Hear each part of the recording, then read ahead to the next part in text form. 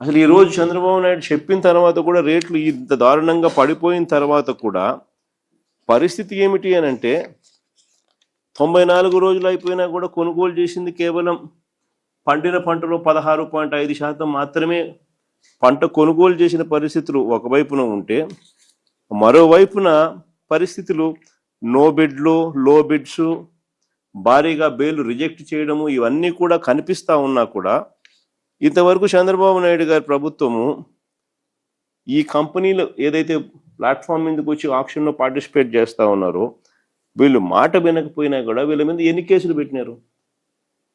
ఇంతవరకు కేసులు పెట్టింది లేదు. ఎన్ని లైసెన్సులు సస్పెండ్ చేసినారు? ఇంతవరకు లైసెన్సులు సస్పెండ్ చేసింది లేదు. ఎంతమందిని బ్లాక్ లిస్ట్ చేసినారు? ఇంతవరకు బ్లాక్ లిస్టులు చేసింది లేదు. ఏ రకమైన భయము పెట్టుకోకుండా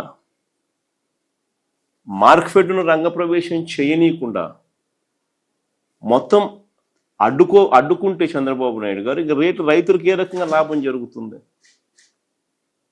రైతులకు లాభం జరగాలి అని అంటే రెండు జరగాలి. ఒకటి, మార్కెట్ రంగప్రవేశం చేసి గవర్నమెంట్ రైతుల తరపున నిలబడడానికి సీరియస్గా ఉంది అన్న మెసేజ్ పోవాలా. రెండోది, ఎవరైతే లైసెన్స్ దారులు ఉన్నారో వాళ్ళందరికీ లైసెన్సులు ఎందుకు ఇచ్చినారు? వాళ్ళందరూ పలానా రేటుకు కొనుక్కుంటాము, ఇంత పంట మీరు వేయండి అని చెప్పి వాళ్ళు చెప్పిన నేపథ్యంలోనే రైతులందరూ కూడా పంట వేసినారు. ఇంత క్వాంటిటీ మేము కొనుక్కుంటాము, ఇంత క్వాంటిటీకి మీరు వేయండి అని వాళ్ళు చెప్తేనే కదా మనం పంట కూడా వేసినాం. మరి వాళ్ళు చెప్పిన ఆ క్వాంటిటీ కొనుగోలు చేస్తామని చెప్పి అష్యూరెన్స్ ఇచ్చిన క్వాంటిటీ కూడా మనకు రైతులకు నష్టపోకుండా లాభం వచ్చే రేటుకు వాళ్ళు కొనుగోలు చేయాలి కదా. అది వాళ్ళ నైతిక బాధ్యత కదా. ఆ బాధ్యతను వాళ్ళు విస్మరించినప్పుడు ప్రభుత్వం చూస్తూ ఊరుకోదు.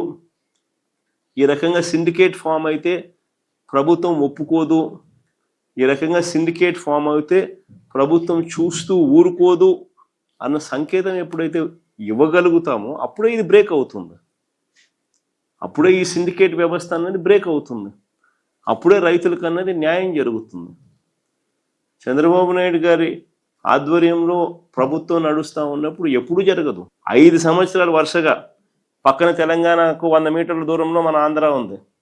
పక్కన తెలంగాణలో ఆయిల్ ఎక్స్ట్రాక్షన్ రేట్ 18.9% ఉంటే ఆంధ్రాలో ఆయిల్ ఎక్స్ట్రాక్షన్ శాతము 14% చిల్లర పెడతారు.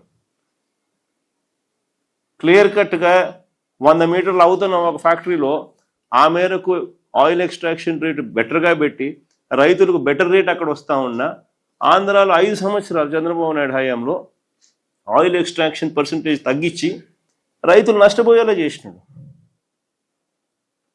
పట్టించుకునే నాతులు లేడు. తెలిసినా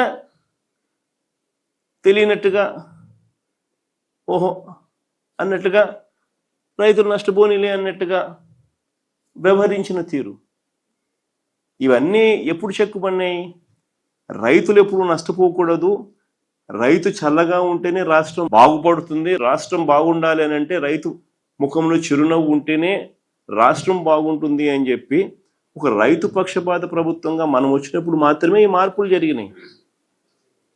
మనం వచ్చినప్పుడు మాత్రమే ఆయిల్ పామ్లో ఆ వ్యత్యాసాన్ని తీయడం అయితేనేమి, మార్పు చేసి ఆయిల్ పామ్లో రైతులకు మనం వెంటనే ఆ సంవత్సరం రైతులు నష్టపోయిన వాళ్లకు దాదాపుగా 90 కోట్ల రూపాయలు మనం డబ్బులు ఇచ్చి రైతులకు అండగా నిలబడడం అయితేనేమి ఒక మెసేజ్ పంపించినాం. ఆ మెసేజ్ పంపించడంతో ఆ తర్వాత రేట్లన్నీ ఆటోమేటిక్లీ 10 సంవత్సరం పెరుగుతూ పోయినాయి. దాదాపుగా 3,000 కోట్ల రూపాయలు ప్రభుత్వం తరపు నుంచి మార్కెట్ ఇంటర్వెన్షన్ ఫండ్ తీసుకొచ్చి ఆ 5 సంవత్సరాలలో రైతుల తరపున 7,800 కోట్లు మనం ఖర్చు చేసినాం మార్కెట్లో కాంపిటీషన్ క్రియేట్ చేసేందుకు. ప్రతి ఆర్బీకేను ఒక కేంద్రంగా ప్రకటించి ప్రతి జిల్లాలోనూ జాయింట్ కలెక్టర్ను జేసీని మార్క్ఫెడ్ జాయింట్ ఎండీగా ప్రకటించి ప్రతి ఆర్బీకేలోనూ ఏకంగా ఎంఎస్పి మినిమం రేట్లు గిట్టుబాటు రేట్లు ఇవి ఈ పంటలకని చెప్పి ఏకంగా ఒక బోర్డు పెట్టి ఆ బోర్డులో మినిమం రేట్లు ఇంత అని చెప్పి రాసి ఆ రేట్ల కన్నా తక్కువ రేట్లకి ఏదైనా పడిపోతే వెంటనే ఆర్బీకే పరిధిలో ఉన్న ఆర్బీకే అసిస్టెంట్ అగ్రికల్చరల్ గ్రాడ్యుయేట్ వెంటనే తను అలర్ట్ సిగ్నల్ ఇచ్చేట్టుగా ఆ అలర్ట్ సిగ్నల్ సీఎం యాప్ని continuous monitoring of agricultural price and procurement అని చెప్పి ఒక సీఎం యాప్ని యాక్టివేట్ చేసి జాయింట్ జేసీని దాంట్లోకి మార్కెట్ జాయింట్ ఎండీగా చేసి వాళ్ళను కూడా దాంట్లో భాగస్వామిని చేసి ఆ ఆర్బీకే పరిధిలోనే ఎప్పుడైతే పంట పడిపోతే ఆ ఆర్బీకే పరిధిలోకి జేసీ ఎంటర్ అయ్యి అక్కడనే కొనుగోలు చేసి రేటు కాంపిటీషన్ క్రియేట్ చేసే పరిస్థితి